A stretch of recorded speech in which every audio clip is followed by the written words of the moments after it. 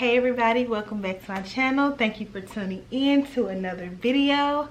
I know it has been ages since I last recorded and uploaded a video. Today's video is going to be my labor and delivery story. So if you're new here, welcome. I now have a 2-week-old and a 4-year-old. So this is going to be my labor and delivery story with my 2-week-old infant. And it has been crazy with two. So crazy with two babies, but I'm making it and I'm doing it, and I have no choice at this point. So this is Noah, baby Noah. He was born April 10th, 2021. And I was induced, so I didn't get any footage from the hospital like I planned to. I planned to do a labor and delivery vlog, but of course it did not work out that way. Once I got to the hospital, the last thing on my mind was getting footage for YouTube. So I am choosing to do like a story time where I'm just sitting and talking about my experience being induced. Hopefully he's a good baby and just lays here and lets mommy get this video done. So yes, I was induced April 10th, 2021. I went to the hospital at 8 p.m. that night. Well, I went to the hospital April 9th at 8 p.m. But the hospital was really backed up. Like, my induction was scheduled. Like, my doctor's office called the hospital to see which days were available, and they told my doctor's office the 10th. But once I got there, they were completely backed up. I didn't get into a room until about 10 o'clock. Maybe after 10 o'clock, I didn't get into an actual room.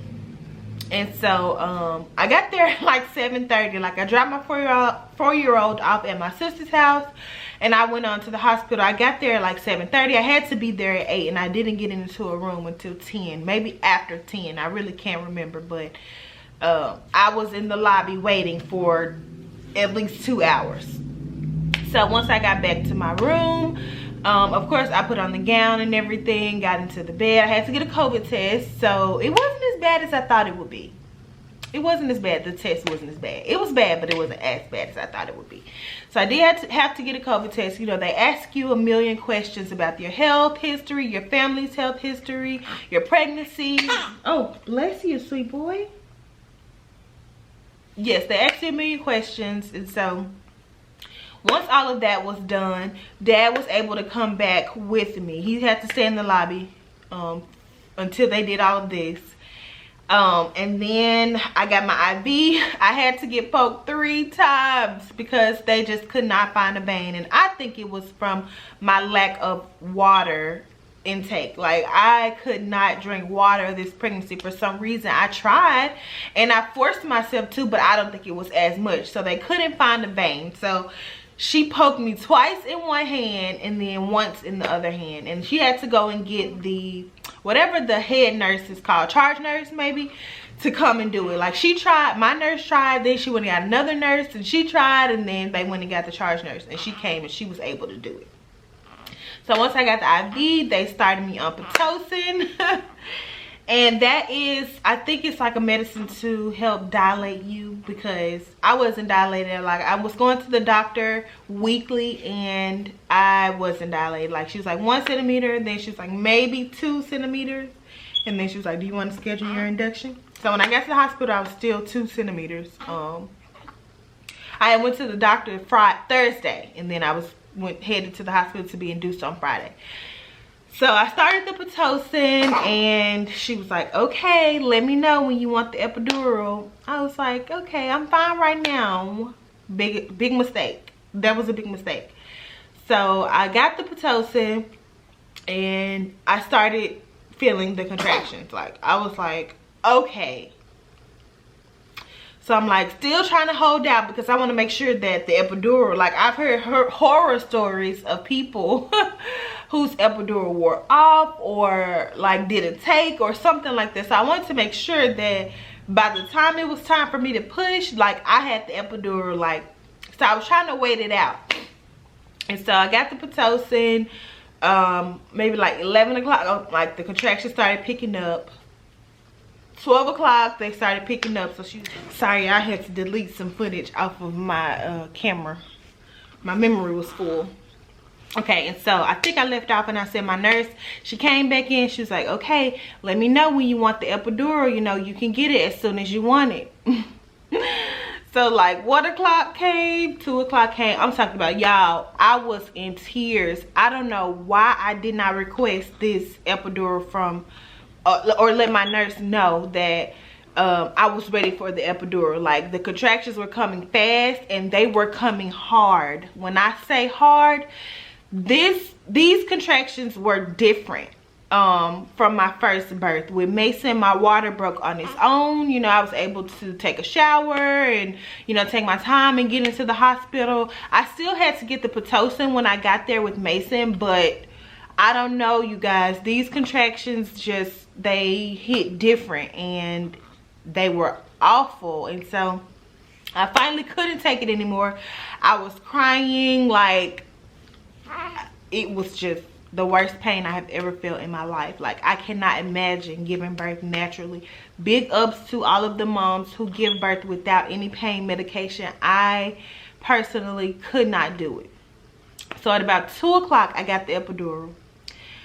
Was finally able to get some relief. Like, once that epidural got, like, and it even felt different this time. I don't remember getting the epidural with Mason, but I know I got it. I didn't feel it is what I'm meaning. I didn't feel it, but this time I felt it. You know, I jumped and everything because I just couldn't help it. But I would rather have that pain than those contractions, because oh my God, it was just like the worst thing ever. Like, that's just the best way I could describe it. Those contractions were terrible, and I couldn't control my crying. Like, so I got the epidural and was finally able to get some relief. Like, as soon as I got it, I felt the relief. Like, the contractions, I no longer felt them. And so my nurse said, okay, get you some rest, try to take you a nap, because when it's time to push, you know, it's going to take all of your energy and all of your strength, so get some rest.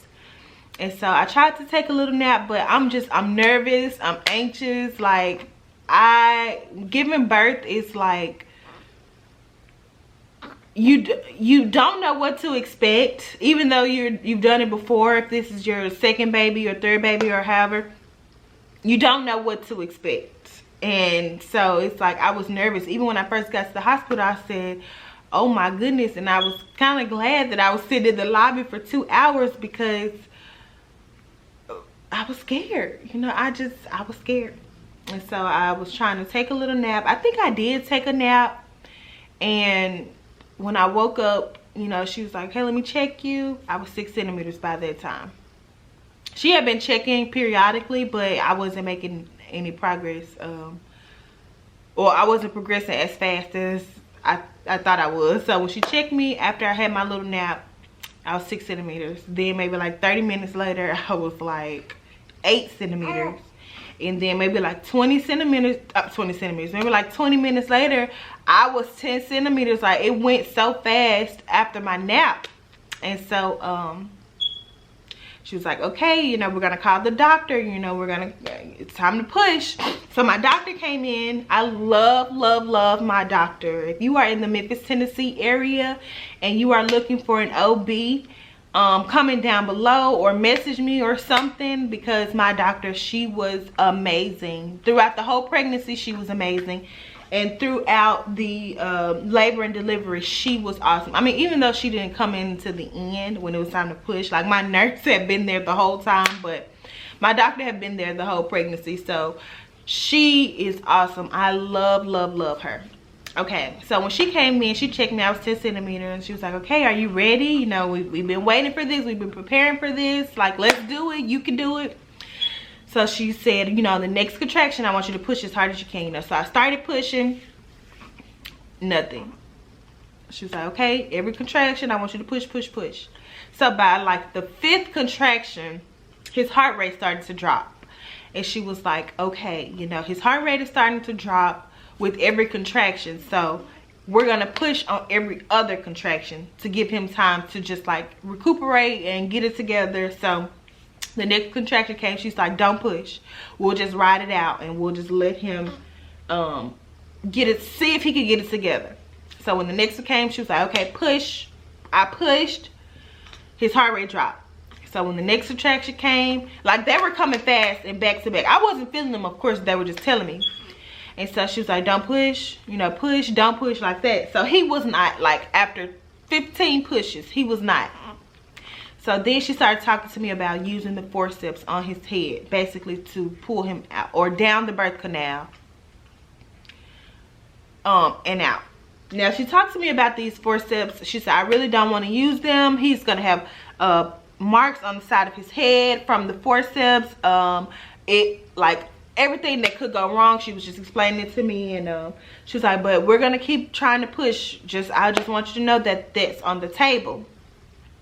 So 5 more pushes, nothing. Like he was not ready. I think he wasn't ready because I was 39 weeks and he wasn't ready. He didn't want to come. So 5 more pushes, nothing. She was like, okay, it might be time to, use the forceps. She kept saying it, but then she was like, we'll give it a couple more tries. We'll give it a couple more tries. And that's what I really love about her, because she didn't give up, on me and him. She didn't give up. She was like, okay, push, push, push, push.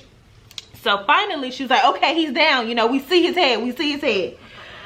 So she was like, okay, let's keep going. Push, push, push. So she was like, okay, we see his hair. We see his hair. So then she called the birth team in, and that's about 20 people. They came in, she got dressed, put her scrubs on and everything. So while I was pushing, it was just her and the nurse. It was nobody else. She only had on her scrubs. She didn't have on anything else. So then after all that time, she called the birth team in, and everybody came, other nurses. She was like, I thought we were going to have to use the forceps, but maybe not. But just in case, bring the forceps, So everybody came. And so after about 3 pushes, she was like, he's almost out. He's almost out. So I pushed 3 times. It was normally like 3 times, then rest. And so this 3rd time I pushed, she was like, do you have 1 more in you? I feel like he's going to come if you push 1 more time.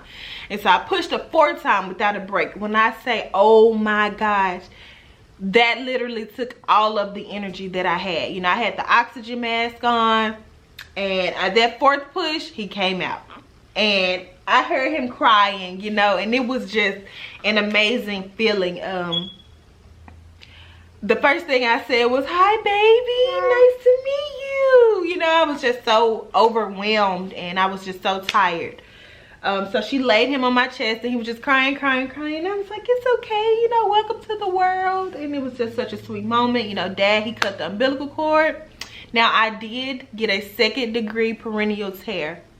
And I didn't feel it, of course, because I had the epidural. But I did get a 2nd-degree tear, and I had to get stitches. Everything went well with the labor and delivery, besides the excessive pushing. I don't think I pushed that long with Mason, but with him I pushed so long. I pushed for 45 minutes, I think. And at 12:07 p.m. he was born, and it was just an amazing feeling. Oh, he wants to cut up now. You want to say hi? You want to say hi? You want to say hi? Look at the camera. Look at the camera. Say hi, baby. This is baby Noah. Say hi, baby Noah. Say hi. Say hi. Yeah. So at 12:07 he was born. I went to the hospital like that Friday. He was born Saturday, and I was discharged on Sunday. We were at home on Sunday, just like with his brother. My water broke on Friday at like 3 p.m. Went to the hospital, had him Saturday morning at 4:45 a.m. And Sunday morning we were at home.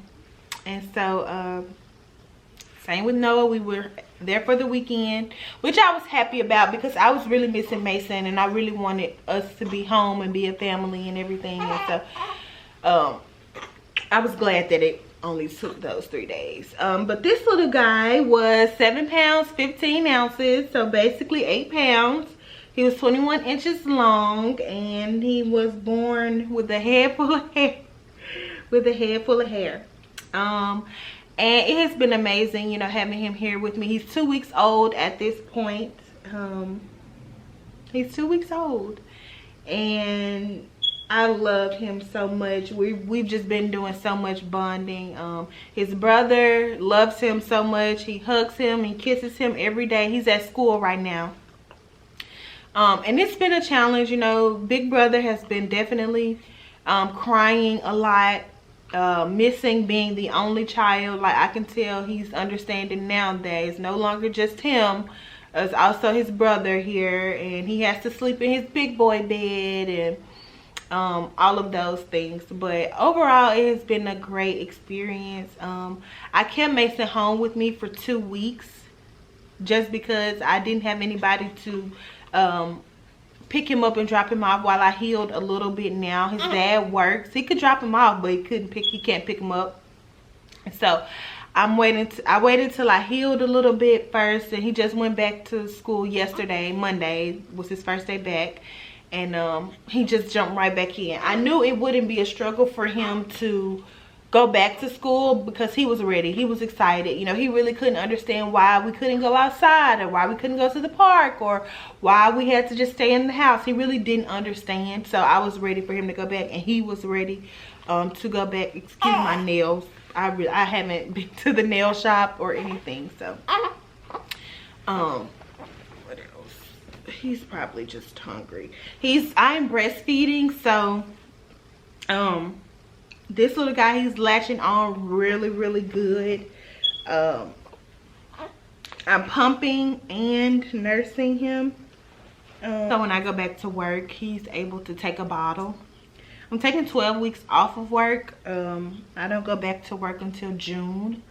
So June 28th will be my first day back, and I'm already like dreading it, even though it's still only April.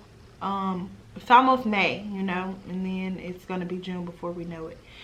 So I'm going back to work June at the end of the month, and I know I'm gonna be a nervous wreck. I know I'm probably gonna cry. I know I'm probably gonna be sad about going back to work without him, but I know it'll be okay. But yeah, this labor and delivery, I want to do the whole labor and delivery again. I don't want to do the whole pregnancy thing again. Pregnancy, very ghetto, would not recommend.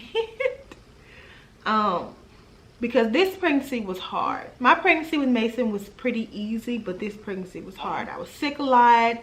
I was really tired. I gained a ton of weight. Lost my appetite. Then I had a hefty appetite. Like, it was just a roller coaster. And I did not enjoy this pregnancy at all. My feet swelled up really bad. Really bad. And the swelling is just now going down. But yes, that was my labor and delivery story. I'll try to insert some clips because I did vlog leading up to the induction, days leading up to the induction. But like I said, I didn't get any footage from the hospital. You know what? I will probably upload that footage in a separate vlog. But thank you for watching. If you would like to see more videos with this little guy, well, probably not featuring him or my 4-year-old. If you want to know why, I have a video on my channel. I'll link it down below. Why I don't post my children on social media. But yeah, if you want to see more motherhood content, consider subscribing, like this video, and I will see you in my next one. Bye guys.